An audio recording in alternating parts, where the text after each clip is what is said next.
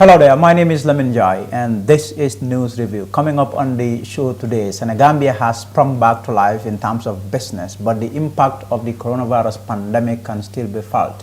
Mati Sangor will tell us more on that a little later. Former President Sadauda Kairaba Jawara's grandson, that's Papa Faal, who over the weekend announced that he'll be running for president next year, is my big guest today. Before all of that, we'll quickly see what the papers are saying. I have the Standard newspaper, but also the point. We will see what the Standard is saying. We'll begin with them and see what they are saying. Their lead story is saying opposition not aware of talks to bring back a draft. Ambassador Jammeh receives a prestigious Bissau National Award. Gambia tops AFCON group. Of course, that's the game between the Gambia and Gabon yesterday. 2 arrested with suspected drug concealed in washing machine. 2,882 score 5 credits and above in WAS. So according to the stories in detail, let's see what they're saying. A large section of the opposition parties has doubted a statement by Justice Minister Dauda Jallow, who told an African Human Rights Commission summit that dialogue to get the defeated draft constitution back to the National Assembly has commenced. Yesterday, the Standard contacted 3 parties, UDP, GDC, and APRC, all of whom said they are not aware of any such talks and have not been contacted or consulted. Well, just a moment ago, the Ministry of Information there, that's the government spokesperson, issued a statement saying that they have not yet contacted the political leaders or the opposition political parties yet. What they have simply done now at the moment is to initiate the dialogue process there. So that statement meant to counter what the Standard reported today. On the Standard also, Ambassador Jammeh receives prestigious Bissau National Award in recognition of his impressive service in strengthening bilateral relations between the Gambia and Guinea-Bissau. Ambassador Aliuke Jammeh has been conferred with a prestigious award from the President of Guinea-Bissau, Umaro Sissoco Embalo. The award, Medal of National Order of Merit of Cooperation and Development for exemplary achievement, is testimony to the character by which Honorable Aliuke Jammeh has been known for in his selfless service in the public space. The former youth minister was appointed ambassador extraordinary and plenipotentiary in 2018 and posted to Guinea-Bissau with concurrent accreditation to Guinea-Conakry and Cabo Verde, that's Cape Verde. Gambia tops AFCON Group G. The AFCON Group, the Gambia national team last night moved back on top of Group D of the African Cup of Nations qualifiers taking place in Cameroon in 2022. The Scorpions beat Gabon 2-1 in an empty independent stadium surrounded by a multitude of people who could not enter because of COVID-19 rules. Also, 2 arrested with suspected drug concealed in washing machine. Drama unfolded on Saturday evening at the Serekunda Brikama car park when a driver and his team or his mate arrested 2 Nigerians attempting to use them to smuggle marijuana to Senegal. The couple were arrested after 4 bundles of suspected cannabis concealed in a washing machine they intended to send to Dakar were found. Also, 2,882 score 5 credits and above in WAS. The Minister of Basic and Secondary Education, that's MOPSI, announced yesterday that a total of 2,882 candidates have scored 5 credits or more in the 2020 West African Senior Secondary School Certificate Examination. That's the WAS there. Let's see what point is saying. Honorable Saho slams Barrow for using state resources in by-elections. Lands Ministry Governor to decide on Banyaka Alcaloship crisis. Gambia regains top spot in Group D. That's the March there. WAS 2020, 309 students get aggregate 9 or 9 credits rather. So according to the Point newspaper, Suleiman Saho, National Assembly member for Central Badibu, has said that President Adam Barrow should not brag about Karajarga, Ward and Nyamina West by-elections after his party emerged victorious in both areas. Honorable Saho was speaking during an interview with this reporter, that's the reporter of the Point newspaper, Ismaila Sonko, over the weekend. According to him, the National People's Party emerged victorious against their opponents because they used state resources, inducements, and threatened local authorities and senior government officials of losing their jobs. Lands Ministry Governor to decide on Banyaka Alcaloship crisis. The Chief of Combo South has disclosed that solutions to the ongoing Banyaka Alcaloship crisis can only be effected by the Ministry of Local Government and Lands. Lamin Dabo made the remarks during a meeting he organized over the communities ongoing alcalosip feud last week after villagers sent a signed petition to the Ministry of Lands, Regional Government, and Lands and Regional Governments there. Also on the point was 2020, 309 students get 9 credits. Permanent Secretary at the Ministry of Basic and Secondary Education on Monday disclosed that 309 students scored 9 credits in the 2020 West African Senior Secondary Certificate examinations, comprising 203 males and 106 females there. So I think that is all for the news reviews. We will take a short break and we'll be right back.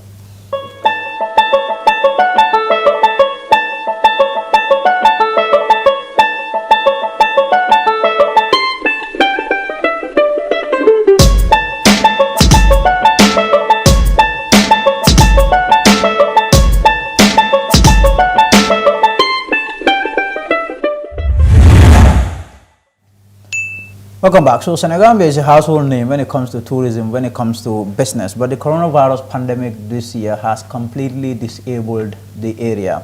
Well, the country has now been slowly opening up, but how does everything look like at the Senegambia area? Mata Senghor went there today and she came through with this report.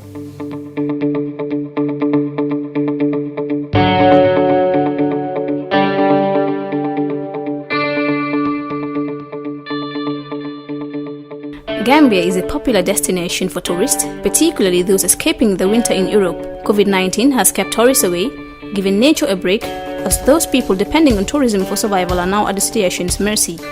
We went out to Senegambia and engaged the people in the industry, and this is what they have to say. Business people make business good money when it comes to sales, I mean. So it's really affecting our business. We can right now, we only rely on our local and some of the tourists that are live in the Gambia. They are coming. You can see it is virtually empty from end to end. So that is the problem has that now. No. There are so many factors.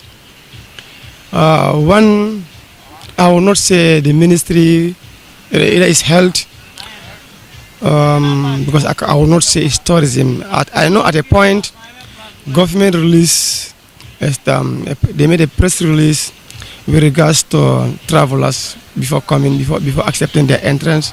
They have to come with COVID certificate, and they change it again, because look, let's call a spade a spade. You don't expect to tell me that the tourist season is open, but if you are coming, you must be prepared to go for 14 days quarantine, and you must be ready to pay your own quarantine. If you are coming for 10 days or 14 days, what is the essence of coming now? I think we need to have technocrats in our tourism sectors. I felt, that is my own opinion, I felt there's no master plan in tourism. Kabo saretom fu Atlantic kafu kilol mun telwa bela president odi nga kulal soto benisiara kabiri Ebola jamano Ebola kabiri Ebola stadra indosin rube jafe kono me warata back arma dung yakko kuje may sa ala tendu wala nan ko alhamdulillah nga ala tendu Ebola nga kulal soto je men kolata o bola botaje Thomas Cook nata kolala soto je me warata Thomas Cook botaje political impasse nata kolaya kilengo o botaje tries nata kolaya kilengo botaje pandemic nar buwa be janjang buwa be le janjam fereng akolaya da kanu bimbetlo men do industry janko to be kabiri sordom fine Atlantic da be close hotel Clementara isa ben ne ko gesol be ni hotel kono hani ibe programme de dakan ka pour be sonol ke pour sisino kamala barun mbere ka je tibi do Europe la condition be nyame yingo de fo ngase ala madron nga ala dandro ala semma ko bara ko layata ba Gambia hanga lu feel dal ñu lañ over sona be pare amul no destination lu wara def lolu ñu sonal trop government lu ñu jox is too little dal hanga. Wow, Lolda, let me sonal. Then you don't know how far we going to. So no. So expectation season, amal mo season never. Wa season time hanga season tuba. loolu tamit is another issue boo xam ne ñun suñu yaakaar yëpp industrie la since ñu nekk childhood bi mag xam nga si leen dee survive suñu family xam nga so you have to try another issue nu ñoo gars yi mën a dimbale nit ñi daal xam nga waaw. Sénégal bi bëri leen dee fay nag man suma bopp maa ngi fay ñu bëri leen dee fay su dee ñëwuñ daal mooy dégguñ ne daal flight ñëw na wala dégguñ ne tubaab bi ñëw na loolu moo tax bëri ñëwuñ daal moo tax bitig yi bëri ñu ngi tëj because they don't hear any flight come any opening day of season, you know what I mean? So that's why they don't come. Loolu moo tax gars yi ñëwuñ.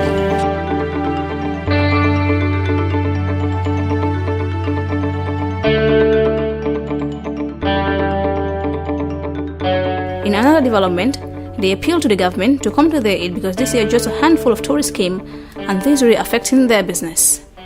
So Gambia government, through the minister himself, Honorable Ahmad Ba, can you sit with the executive? I mean, if I think executive, that is the cabinet end. The fund given to you, we said is small. Can they please help us and at least add some more money? I'm telling you, from now against January, we are not expecting any better flights. If they have any flight, we are not expecting any. Because I know there are a lot of cancellations. Unless miracle happen, that we all pray it happens. But that's exactly what you pray for. For News Review, I am Matasing. Watanbe, brought to you by Afrisa. Be part of the amazing conversations with Gambia's greatest minds and personalities. Get ready to be entertained, inspired, and motivated on the Watanbe platform. Plus, stand a chance of winning the shopping of your life. Call or SMS 1010 for $3 is only to win cash prizes and a free shopping spree. Join Watanbe live on GRTS and social media on Mondays and Fridays at 9 p.m. Kailin New Watan. Where AfriCell goes. Welcome back. So on Saturday over the weekend, the grandson of former President Sadaura Kereba Jawara, that's Papa Faal, announced that he will be taking a shot at the presidency at next year's presidential election. Next year is promising to be a very interesting year. He too will be running as an independent, well, that is, he's aspiring to run as an independent candidate dubbed Papa Faal for 2021. He joins me now, he's my guest today. Mr. Faal, thank you for coming. Thank you for having me. Why did you decide to run for president? Well, I think that this has not been an easy decision. As you may know, we have been working diligently before on reviving the PPP. My intention was not to run for any office, actually, because I came home with my family to settle down here. But for every citizen, you want to see your country in the best shape or form, where you can live with your family and expect the best out of it. Yes. And also, you know that your family, your children can grow up in a country that they will appreciate. When I came back and I saw what is going on, how the country is, I think that it is incumbent upon me to see how best I can make a change for better. Because the trend that we're seeing right now, it is not promising for the future. That is why I have decided to run for the presidency, because the vision that we have for the country, the vision that we want our country to look like, we're not seeing. So hence, after consultation, I've been approached many times, but finally I have to succumb and just say, you know what, I have to do what I have to do. So that's what it is. And you, I mean, all these problems, you saw something that is wrong with the country, and you thought that it is important for you to find a way of fixing it. And you thought that the only way that you could do that is to become president. Yeah.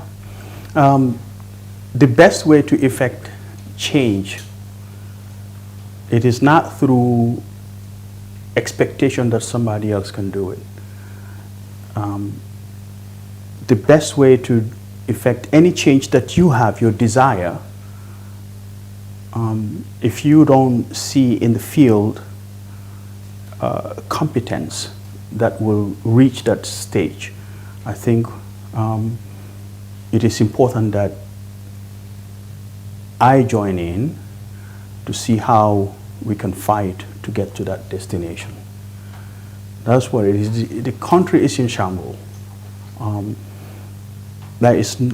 I could say that there's nothing, it's a sad state.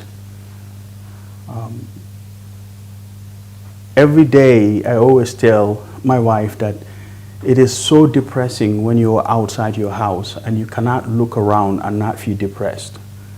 Nothing is making you feel home.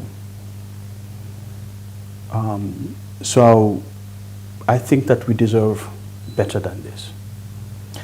I mean, the country's problems, all these myriad of challenges that the country has been going through, some analysts, pundits would say that this dates back to the 60s when the country newly became independent to now.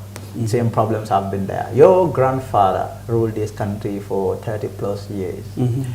Will you say that he did a good job in terms of positioning this country, in terms of the problems that we are talking about today? That's a good question. I hear pundits all the time saying 50 plus years, 52 years since independence. The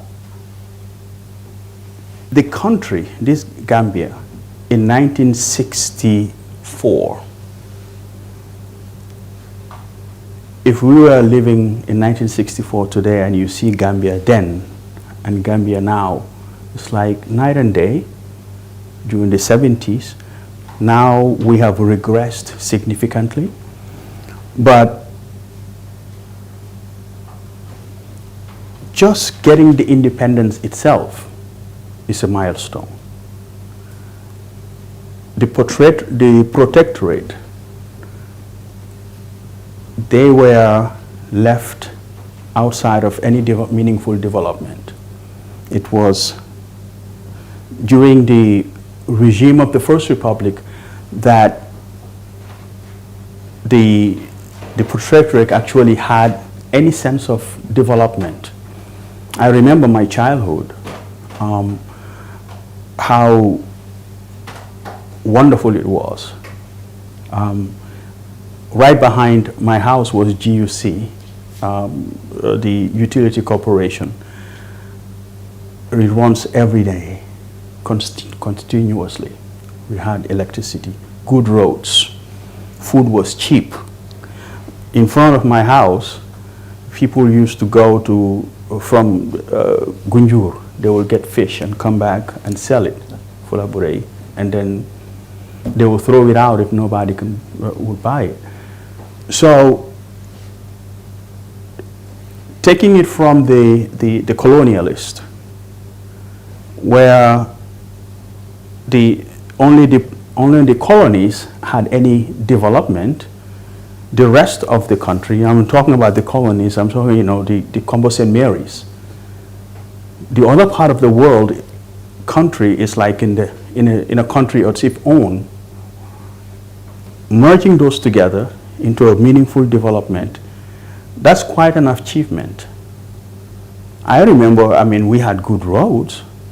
There was a road that goes to Kitty, I think, no, not Kitty, when in Brikama you swing by, we call it Berewuleng. It was red stones.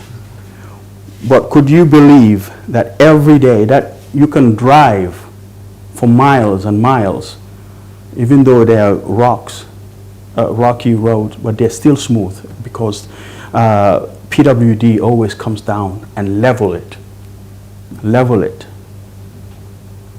Now, when it rains and the rain stops, the water is gone. We have gutters everywhere.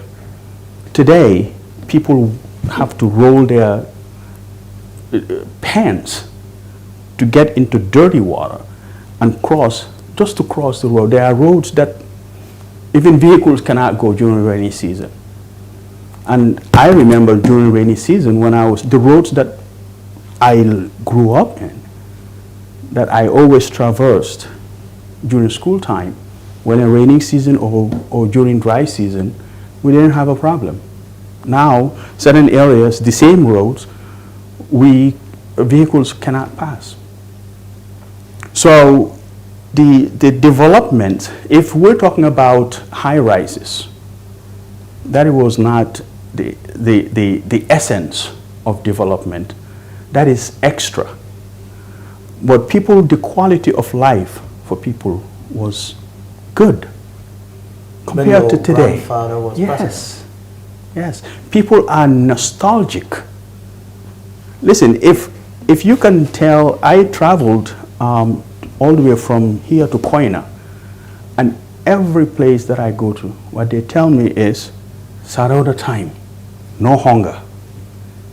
Dry season, during rainy season, when everybody will get, every household will get about 5-10 bags of rice. He constructed stores of this huge, massive storage of rice, and he will distribute it. So, when we talk about the First Republic's development being retarded, I don't understand.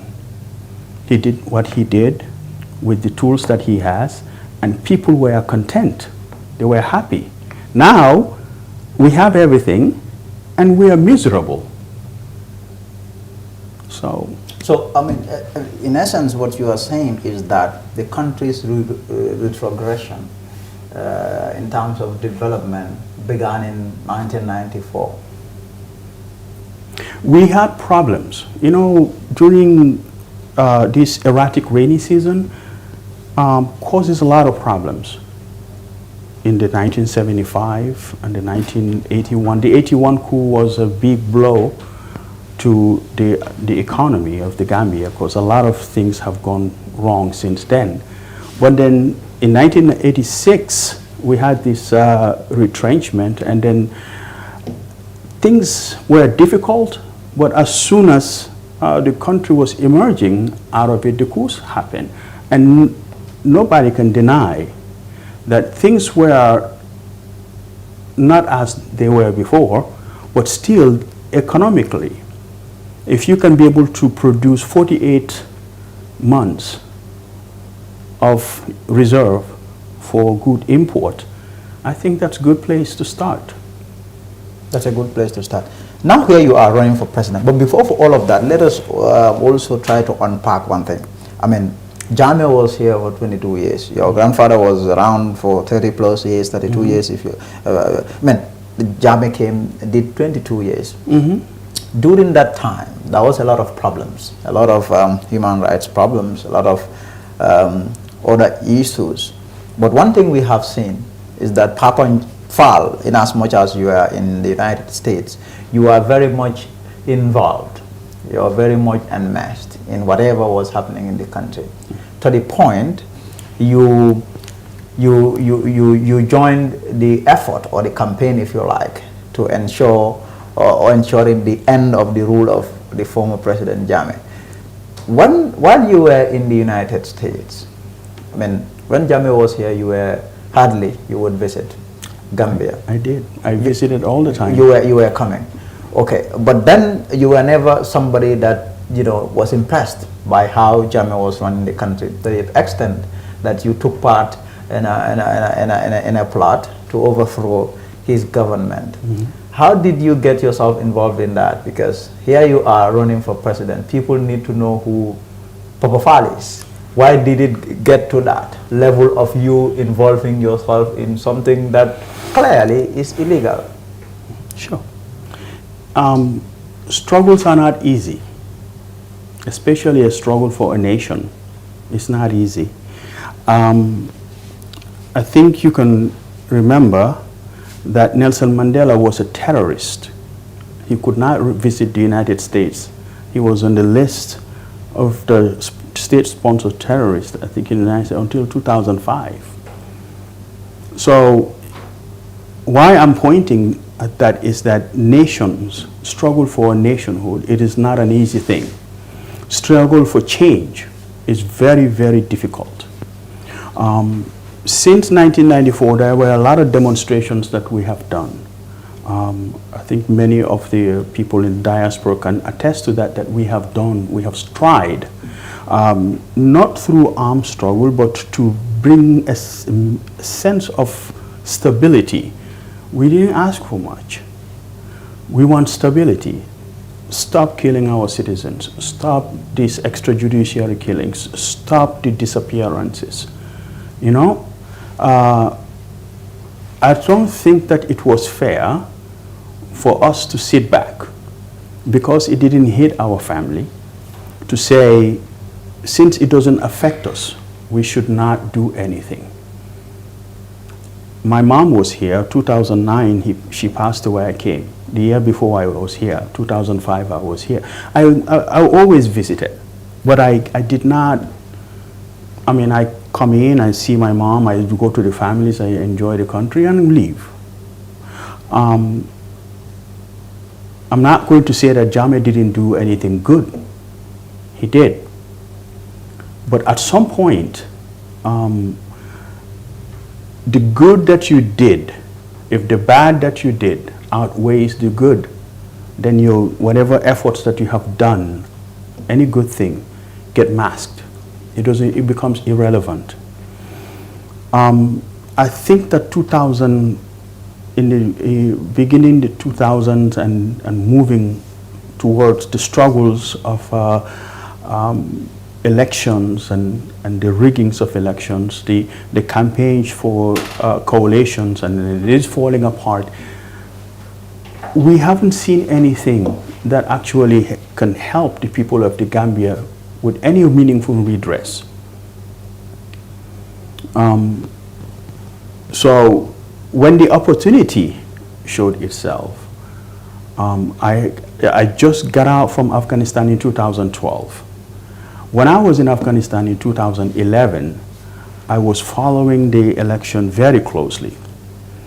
And the outcome just blew my mind, because how come that with all the efforts that people have done, and then the election happens, and then the presidency, I mean, no challenges with the results, 70% of the votes go, and no challenges, you concede right away. It didn't help. So I decided that I don't want to sign any more contract with my service. So my 2012 comes in, my time expired. I told my commander I don't want to do it anymore. I want to go back home. I'm done. They convinced, but I was done then. As soon as I came back 2012, I think 2012 sometime there was an incident that happened. We initiated a rally in Minnesota. We challenged the government to do what they're supposed to do. Well, we went also to the Senate and the House of Representatives. I remember Honorable Bibi Dabo came, OJ came, we all went to try to get things done, but they're not. So if you do everything that you needed to do and you are done, I think if you are at the wall, you're pushed to the wall, you just keep coming. So when the opportunity came, I thought it was the right thing to do. You thought it was the right thing to do? It was the right thing to do, even though it was illegal. Sometimes challenging illegal, doing illegal things to spark an awareness is worthwhile, because that's how change happens. If everything is comfortable, change is not easy, it's very uncomfortable. But at this point, did you realize that this was a democratically elected government? Because this government was elected by the people, 70%. There are people who would say that it wasn't free and fair, but at the end of the day, it wasn't jinns, it wasn't angels that voted, it was Gambians. It was not about the elections. This was, I brought the elections because I felt that, you know, I need to get involved, but not in the way that it ended up happening. That was 2 years later. But the elections happened fine. It is not about the elections.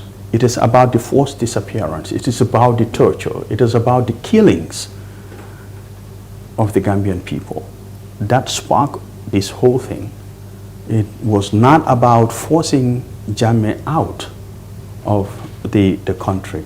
Really, if we were to take over the government, I think we had every opportunity to wreak havoc on the country, and however long it would take for us to take it. But we knew that we wanted to rescue the Gambia from what was going on. So in doing so, we could not, if it meant that the perpetrator can be let go and so Gambian people can be saved, that was worthwhile.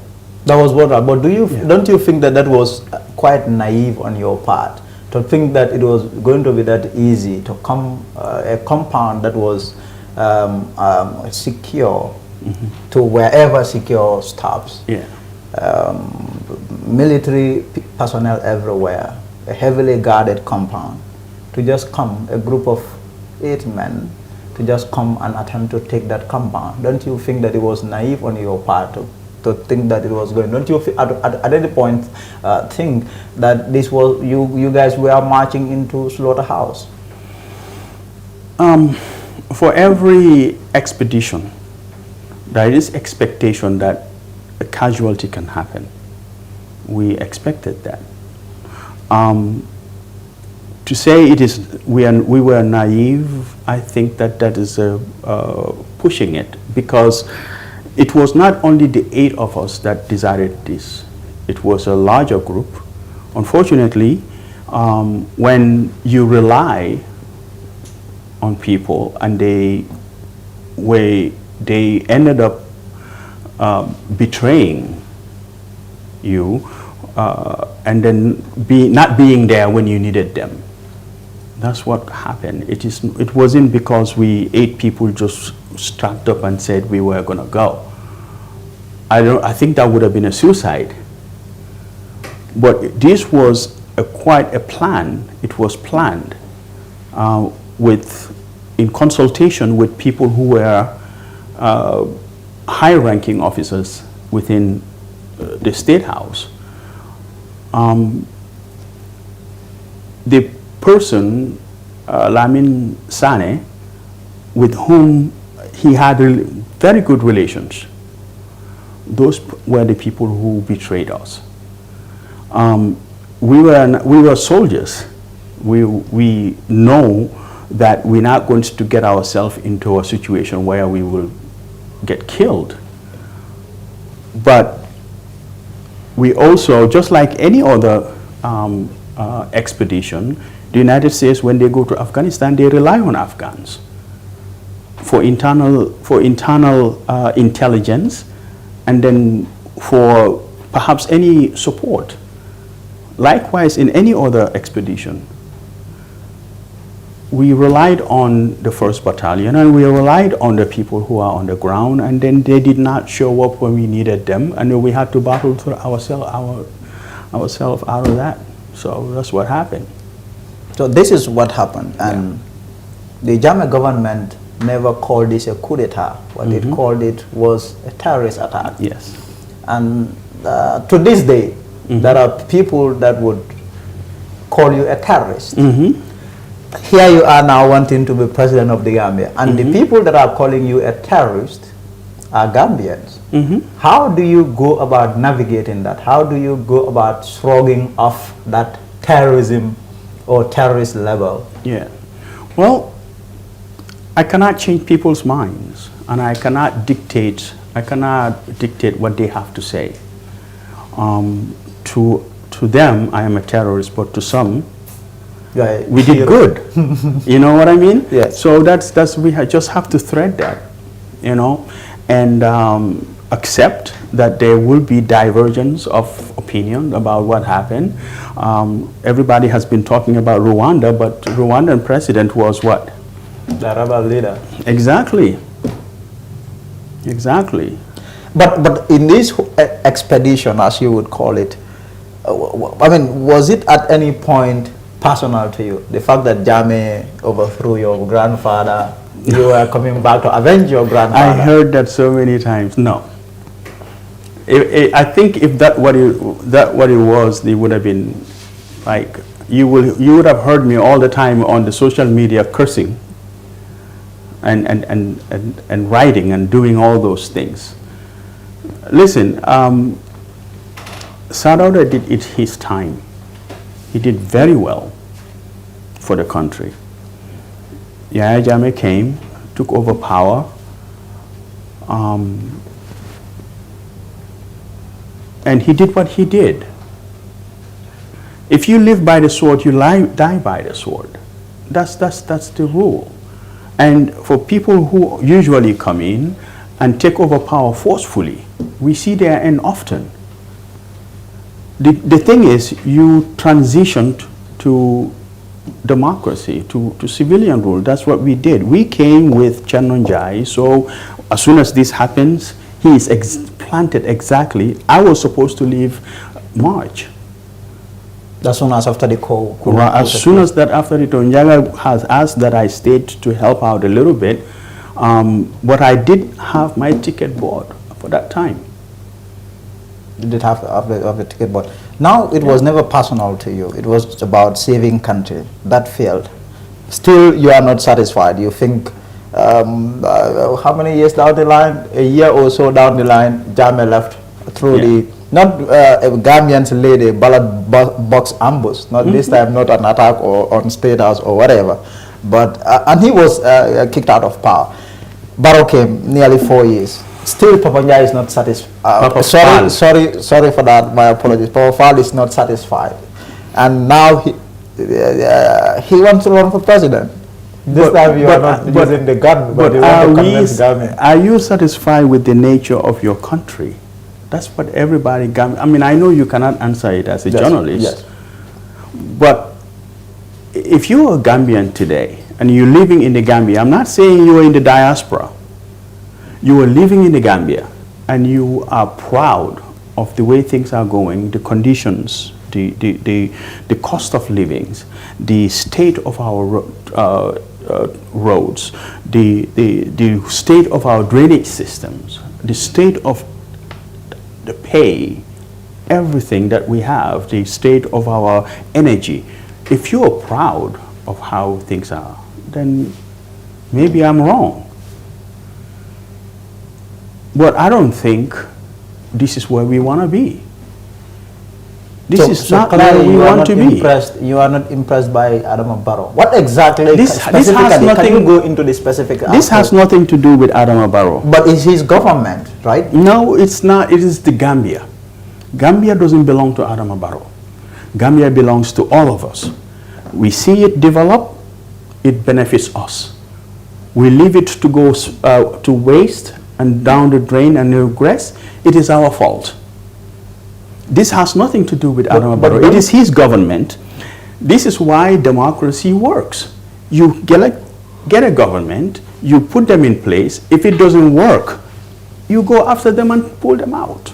That's what happens. If it's not me, at the end of the day, it becomes the responsibility of the government to make sure that development is attained. Yeah, but if it's not there, people are right now taking, they voted Donald Trump out in mass numbers.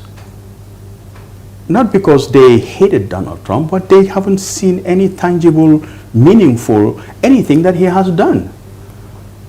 That's what democracy is about. Is if you, as a civil, it is our civil duty, our responsibility to make sure that if we put a government in place and didn't do what they ask us, they promised, or what we expect of them, it is our responsibility to make sure that they are changed. I mean, specifically, what would be the pointers for you to say the Adama Barrow administration or government? These are the things that I am most, disappointed in. I interview people, they talk about corruption. Some would say, okay, the economy itself is not working. People's life, living their standard is you know. Go on. Yes. Come on. But I want you to tell me. I want you to give me your opinion about what you think in terms of the sectors.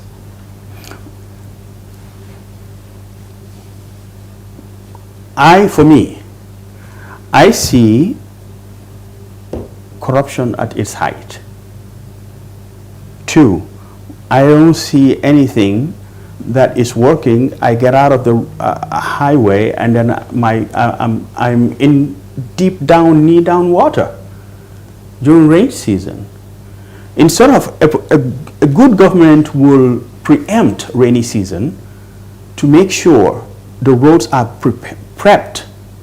They know if they are civil engineers, they know what needs to happen during rainy season.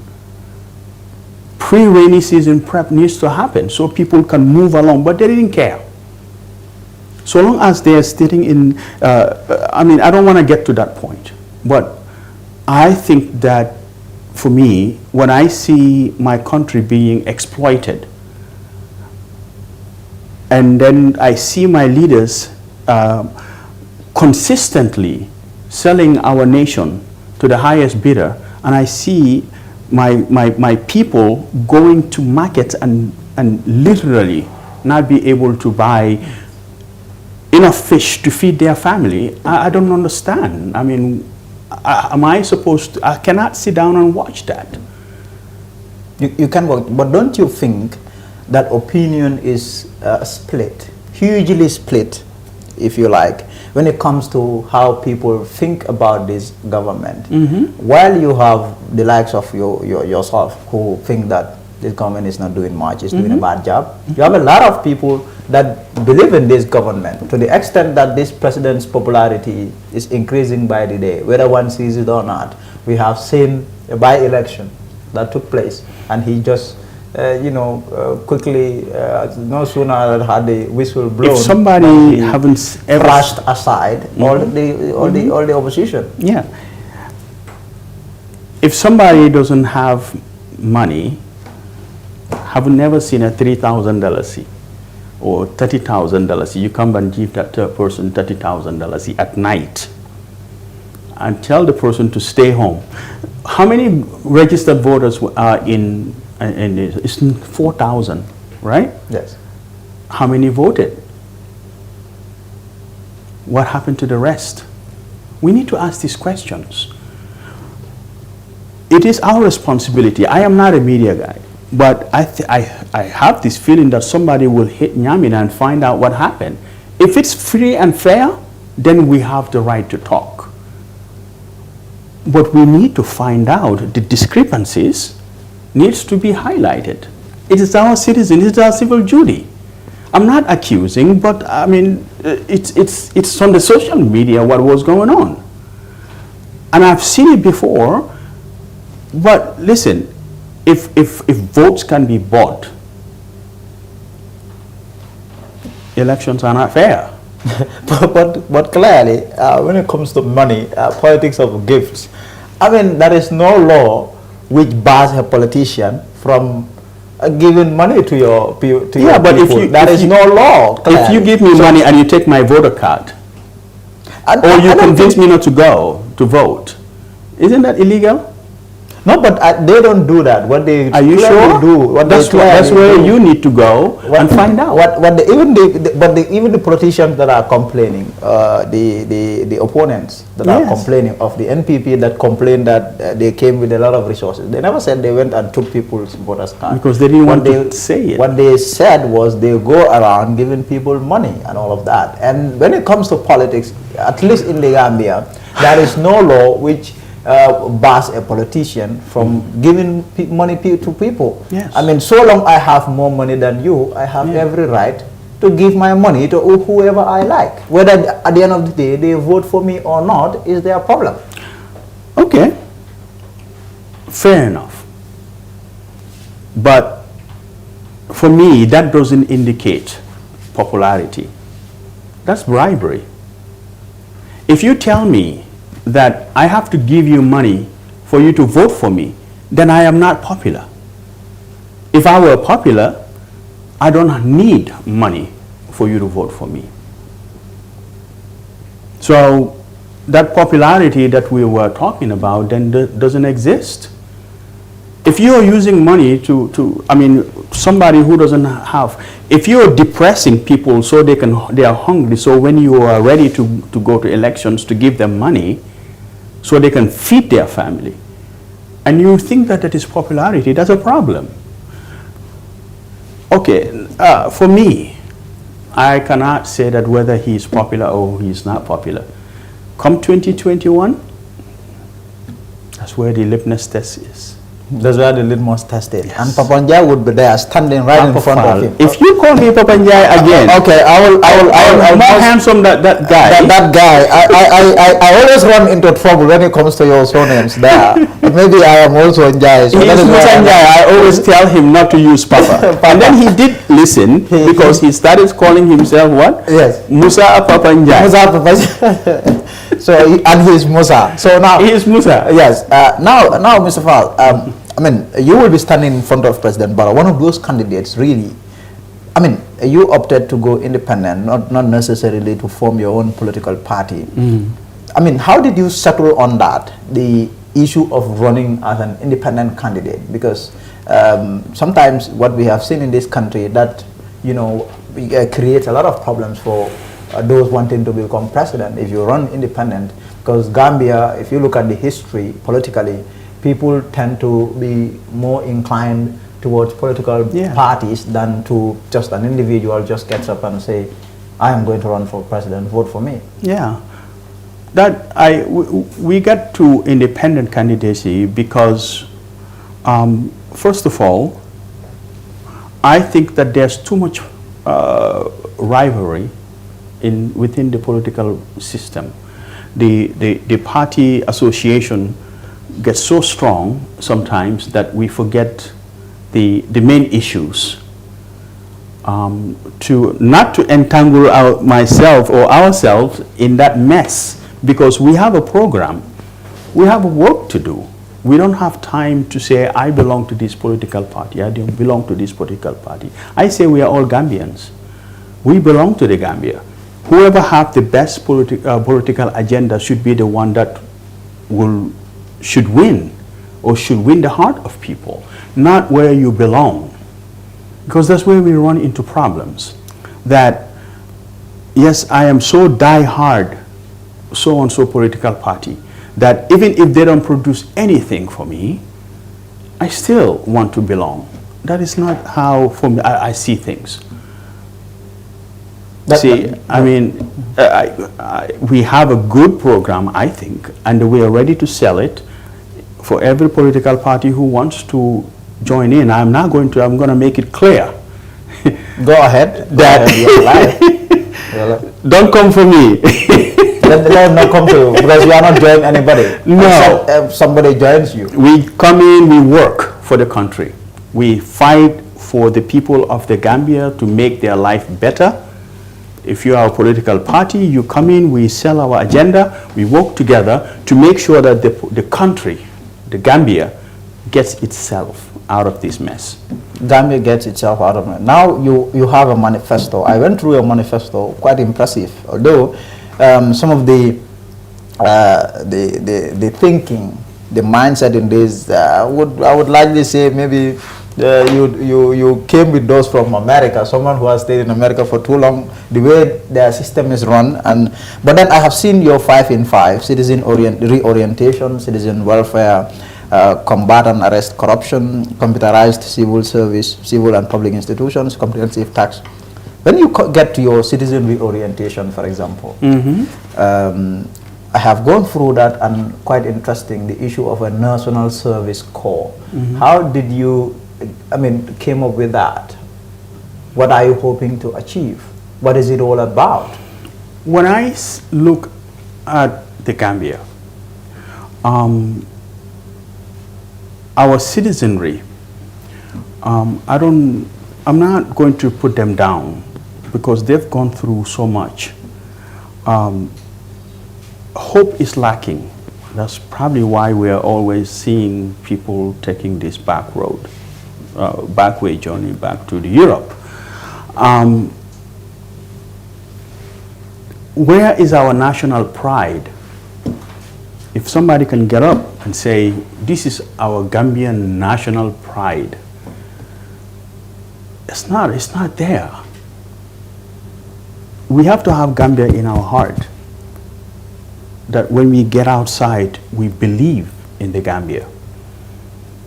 And service to your nation, I believe, is the best way to love your country. Yes, you said as in the case of America. You said in America and other countries too. This is not just America. Just America. You know, there are many countries where people serve their nation for a certain period of time. Eritrea, for example, but some people hate that. That's the way it's done in Eritrea. Yeah. Yes. Well, imagine today. I look at what happened in 2016.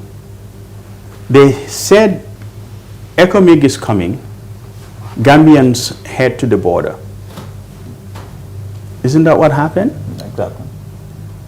We left our country at the mercy of whoever wants. If that was an enemy, we might as well surrender our country. We don't have, I'm not saying that our national army is not capable of defending this country, but we are a very small country, very small. And if we don't have this national pride and the capability to be able to defend our nation in terms of need, we can lose the Gambia very easily. So this is why you came up with this idea of 2-year mandatory... 2-year mandatory national service. What this does is, it is not only about defense. I'm going to break it down for you if you have, give me 5 minutes. Of course. Because this is very important. Like I said, being in the military, I'm telling you, nothing educates a human being than service. Yes. I remember, we were talking about the Muslim conquest. The Turks were one of the best fighters because they were seasoned servicemen. So to get our people into this service, I'm not saying that we are going to have to hold your hand and pull you, but I think that it is important for our citizens to be equipped with the tools to not only defend our nation, but to also defend themselves in terms of need, and also to learn the skills to be competitive in the world. The plan is, you are in school, high school. Your 5th year, you learn about military theories, tactics.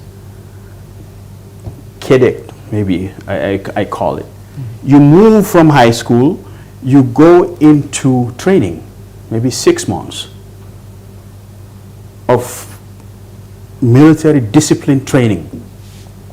Once you get that, you graduate from that, you go into something we call the MOSs, or your skill training. How to use a weapon? No, that's not it, because what your skill training will be, the military, that weapons training will be part of your military 6 months or whichever, but I think 6 months training. Then you go out of there, you go back to school. You're going back to school, you already learned your disciplines. You're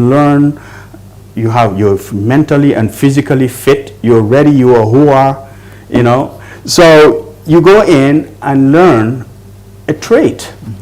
I think that it is a problem for us to have to import civil engineers, to have to rely on other countries for building our roads, or to have to import doctors from Cuba and other places. We are human beings, they have the same brain as us. But what the difference is, their government invested in them. So why don't we invest in our people? It's not a loss. We trained our people. If you get out of there, you choose whether you want to be a doctor, or you want to be a civil engineer, or you want to be an IT technician, or you want to be an aeronautic, you want to be a motor. Today, if you bring a vehicle that is 2017, forget it. You don't have anybody who will fix it for you here. That is a problem. A country that cannot solve its own problems. So we need to tackle these problems. And that is through this period where the government have to invest in its people to teach them these skills. Then after you get out of there, you are part of the Citizens Defense Force. The Citizens Defense Force is the reserve part of it. It is not like you're going into the military full time. You are a standby serviceman, where you can come in every year and do maybe 1 week training so you won't forget what you learned in the military, or every month you come in maybe 1 week, one or 2 days a month to do your whatever you need to do. So you are part of that military. When the time comes, we don't want that time to come. But when the time comes that we need to defend our nation, we have a collective 2 million people who will be able to do that. But don't you also think that it is somewhat misplaced? Someone might say Gambia doesn't have that threat at all, that palpable threat anywhere, to suggest that you need the entire population to go through basic military training, to be on standby until such a time when there is a threat, when there is a time to defend the country. Everybody just grabs a gun and go and defend the country. Do you think there would ever be a point where the Gambia would go to war, for example, with another nation because of? We never say never. We never say never. It is a national security thing. We might as well just shut down our national security forces. We might as well just shut down our military. Don't we? We have a military, but we don't have a threat, right? Yes.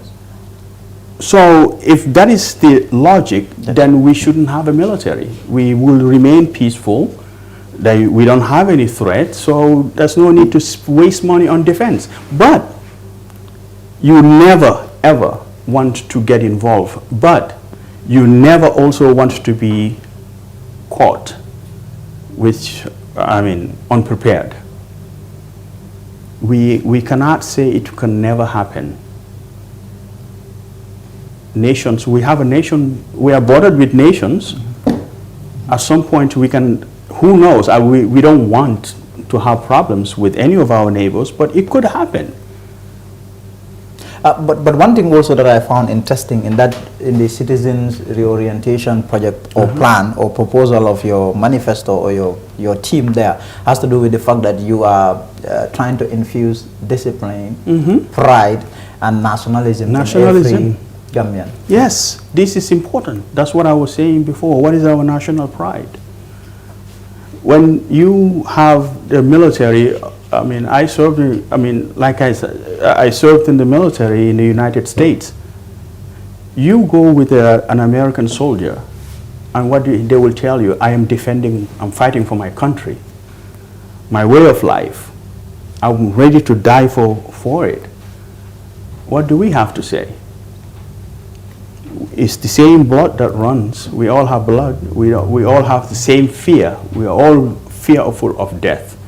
But at the end of the day, they have a cause to fight for. They love their nation. They love their country.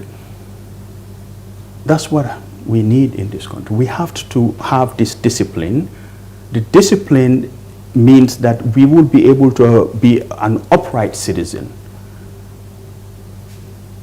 to be able to do what is necessary for yourself and for your country and for your family too. And that does not just happen out of the vacuum. Now you are also talking about, under your proposal, grant proposal, you're also talking about a teacher's corps, a medical corps. A medical corps, fire service corps. These are all corps that I know we need in this country. Why do we have to import used fire trucks? You go in and you look at somebody else's fire truck that has been standing there for ages, and we bring it here. And they have to train us. It's so embarrassing for me. You know, so we need to be able to do things the right way, and we have to change course. That's what I believe. That's what I believe. When it comes to the economy, what is your plan? What is Team Papa Faal's plan when it comes to the economy? The economy, see, like I say again, you guys are going to think that I am, you know, a protectionist or something. But no country prosper on loans and grants. The reason why we have this perpetual corruption is because money comes, somebody say, okay, we'll share it. You take it because when we go back there, somebody else will bring it. They will have another one. It's a cycle. It's a horrible cycle. I say we need to feed from our own sweat. We have the Atlantic Ocean. We have land. We're only using 1% of the arable rights. We can go back to agriculture. We can go back to fisheries. We can process our stuff here in this country and process it with a good government. You can be able to go out and solicit for a market for your products. Don't go and solicit loans. Solicit market, fair trade. You import certain things for me, you have to take something back from my people too. You know, so how many, every year, mango, you go to the streets, I mean, it's everywhere. But yet we import juice, mango juice. You cannot go to a store and you don't find a mango juice there. Guava juice, orange juice. We have all those things here. We need industries that can be able to process these things, and we have to have a serious government that actually intends to help the Gambian people expose their products outside. That's why if you look at my economy side, what we said is that the government has to be able to protect certain industries, like the agriculture, like the fisheries. We protect them from outside shock. What will happen is that then they will open up for the Gambian people to exploit these fisheries. The Gambian government will invest in trawlers, invest in Gambians, train them how to fish, go back and land them here, process them here, ship them out. If somebody needs tuna, like for example the EU, they get tuna from us. Why do they have to go get tuna from the big sea? They only gave us 5 million the last time I checked. So why can't we get the tuna, process it here, package it, and send it to them? We can do that. It's not hard. That's what I think. And also, we also have a plan for the energy sector, energy power sector. You know, I mean, when it comes to power, this is the one area that our governments have struggled for many decades. They can't still address the issue of electricity. Your plan is quite ambitious, radical, if you like. You even want to rename NAWEC to Yes. GPU. Gambia Public Utility. Take us through what is your plan in terms of the country's power problems? Right now, I think we're all frustrated with NAWEC. That's what it is. Energy, everybody feels it. When your shops close, when there is no electricity, there is no meaningful development that happens outside of the energy sector. So why do we have to pay over $1 million or so for car power to provide us energy that is not enough for the rest of the country? We are outsourcing our energy production to an outside country who, if we have an argument, they're gone. We are left in the dark. Energy has to be treated as a national security because that's what it is. It is a national security. We cannot outsource it outside. So our plan is we have to look at the energy holistically. And that means that water, production, and distribution. What we will do is we privatize production because the biggest problem that we have right now is cost of fuel. We have to have heavy fuel coming in. We have generators that are old. If we are able to break that from NAWEC and say, Gambians, now we have sun that is bright every day. The storage, the energy storage for a solar system is extremely stable now.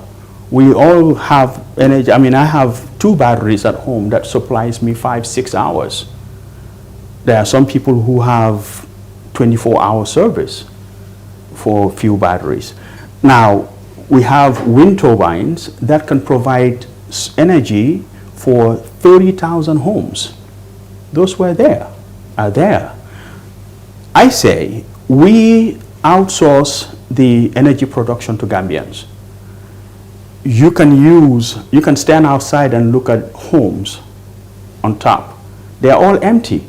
You can have contracts with high rises and say, look, your house, I can rent and put solar panels there.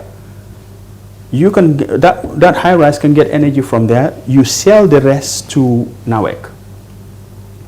Once you sell the rest to NAWEC, that area will have power. This way, money goes into Gambians' pocket. At the same time, we are able to produce. Whoever can be able to get wind turbine and sell that energy to NAWEC, what fantastic. It will create jobs. It will help Gambians make money, and at the same time, it will solve our problem. We don't need to import crude oil anymore. That's the first part. The second part, the reason why I'm renaming, we'll be renaming NAWEC to GPU is because if it's a national, what is it again? Electricity and water. Company, yes. If you take water out of there, does NAWEC mean anything anymore? The acronym doesn't mean anything anymore. Yes. You're not providing water.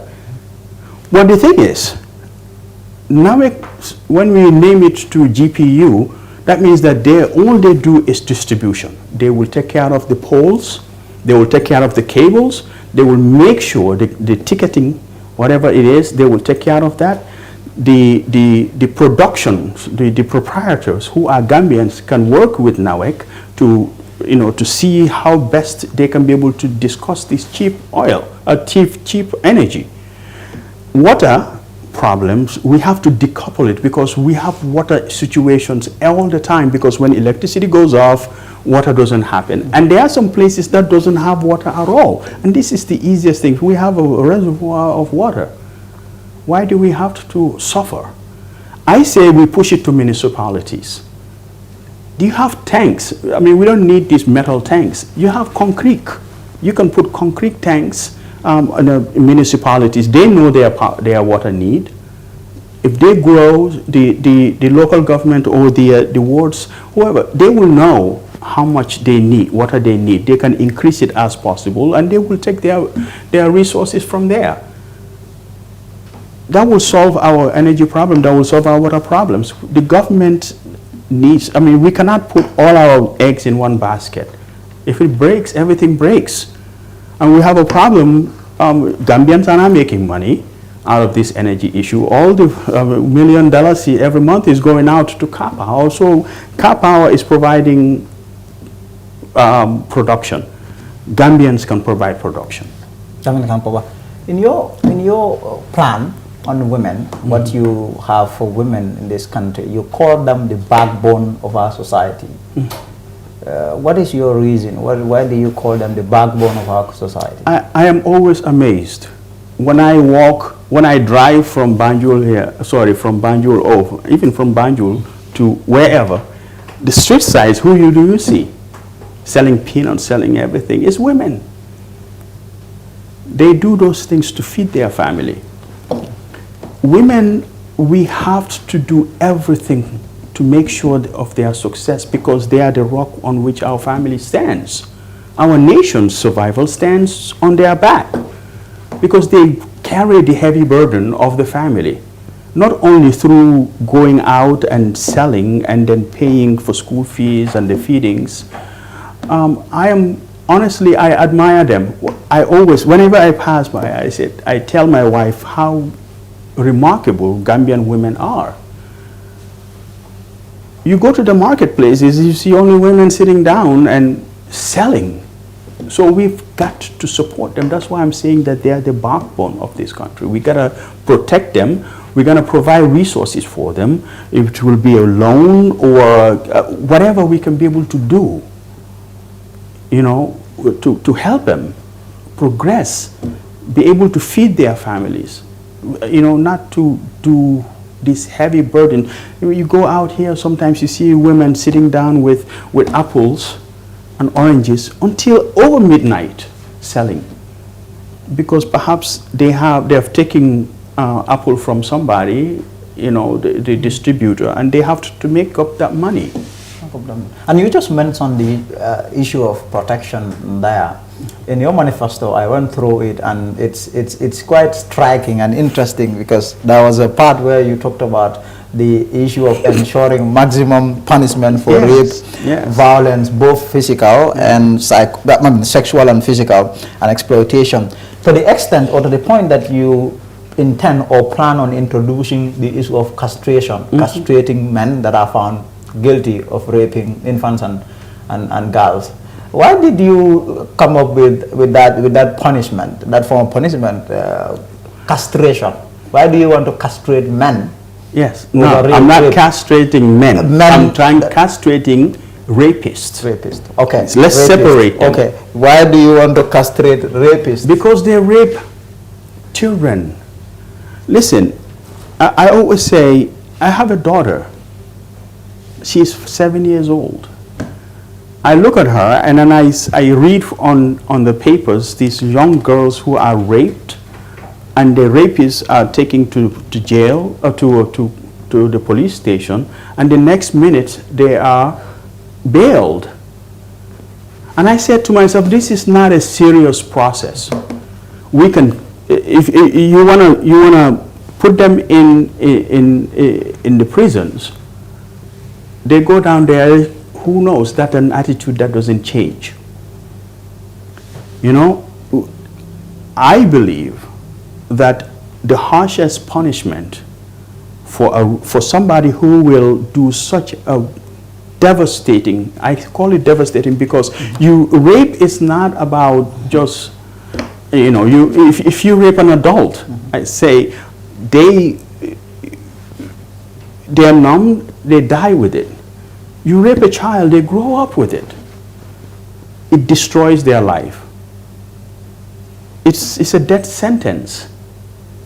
So if you kill a person, you die.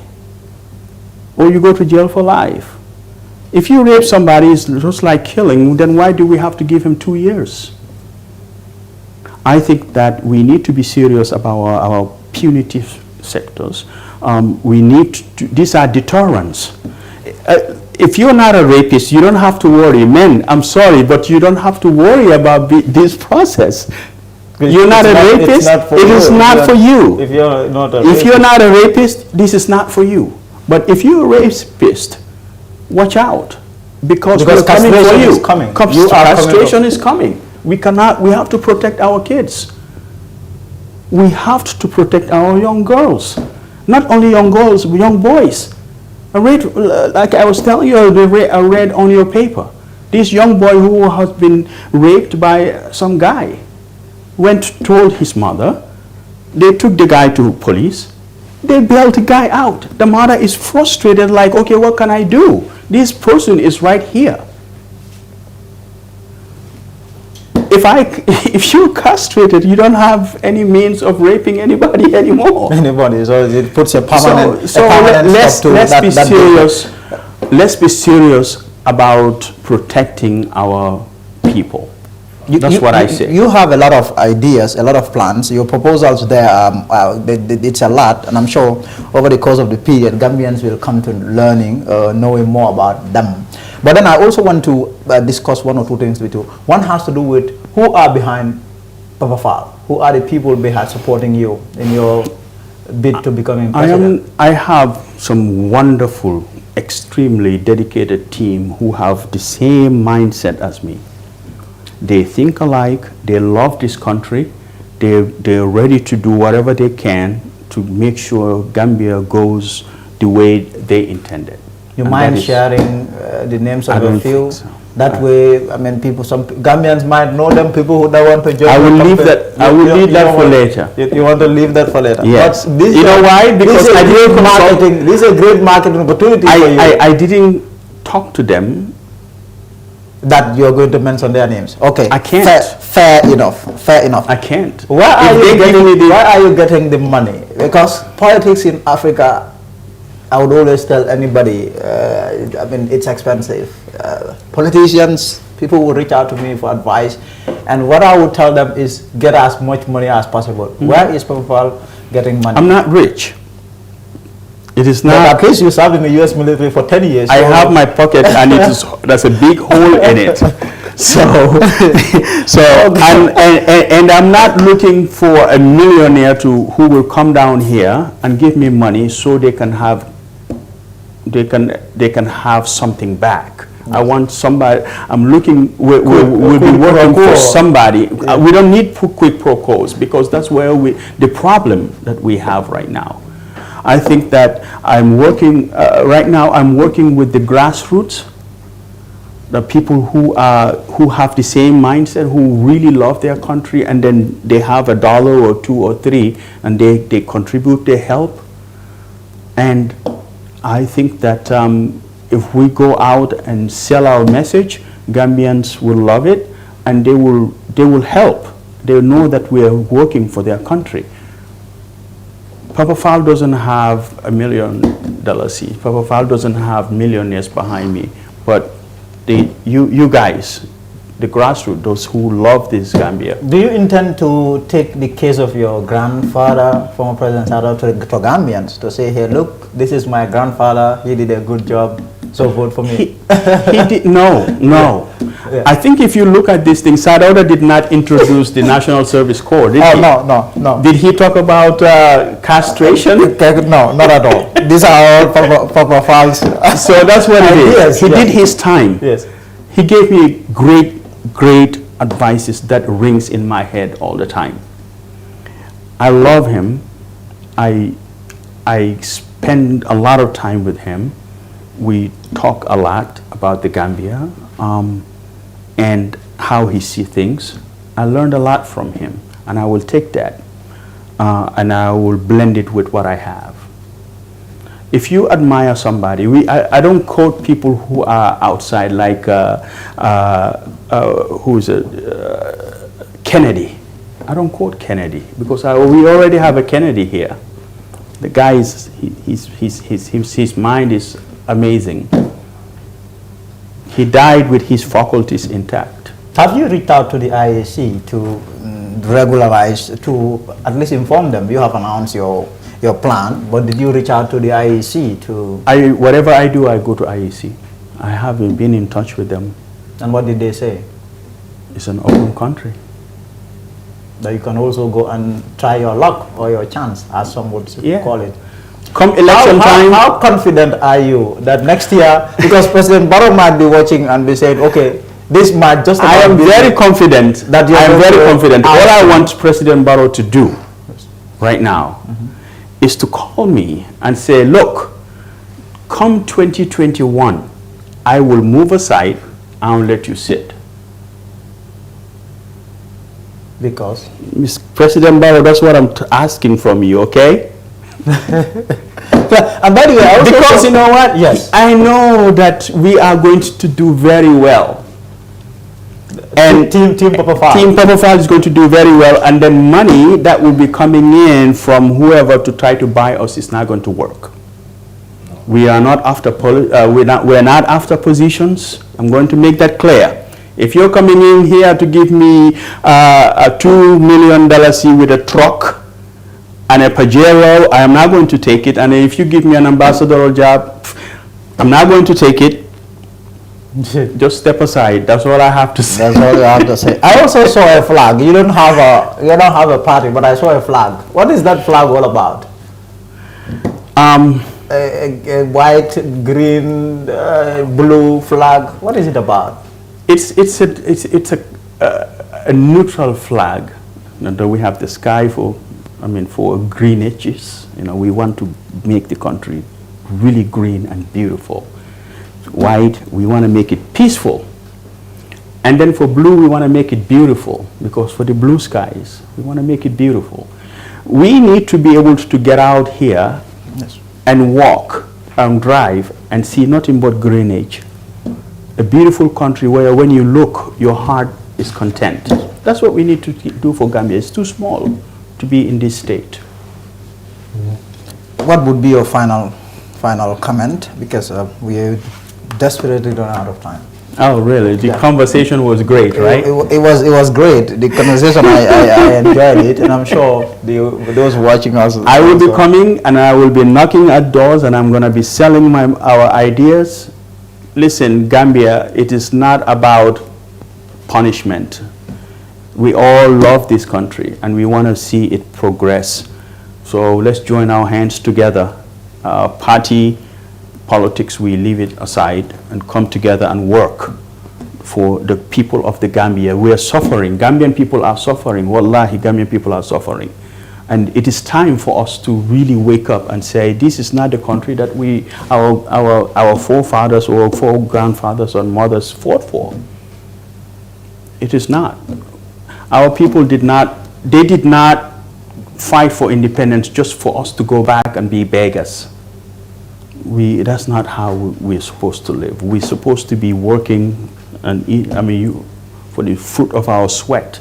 We have the same land, soil that is everywhere in the world. We can utilize it. We need to use our resources, that is the waters, and we need to guard our resources, the sand and everything else. We guard them. We're a small country. We cannot be selling everything and then all of a sudden we don't have anything. So that's my message. Let's see Gambia. I'm not saying this as a politician. I'm not a politician, but I want people to see Gambia, not party. And that's the only way we can get this thing done. Walk from Banjul to Brikama and look into people's eyes. Don't put your head down. Look into people's eyes and see look at what you see in their eyes, and that will move your heart. So, Mr. Faal, thank you. Thank you for coming. I was at the launching of your campaign there. I appreciate that. Everybody in the hall was calling you His Excellency, and I was like, okay, His Excellency. So I heard they gave you, what is it, tallow juice? Yes, they gave me tallow juice, and the tallow juice is The challenges is that. But I really appreciate. I was really honored to have you there. Thank you. Thank you know, very much. Thank you. I'm Thank glad. you, sir. Thank you. Thank you. So thanks to the team. Thank you. Thank you. That is Mr. Papa Faal. He is one of those people, politicians. He said he's not a politician, but I'll call him a politician. One of the people that will give President Adama Barrow all sorts of problems. They would be wanting really to take State House from him. He will be contesting, running for president next year. Move aside. Move aside. So he's asking the president to move aside before it gets to that. It gets to the 2021 presidential election. But that will be it for News Review today. We'll be back tomorrow.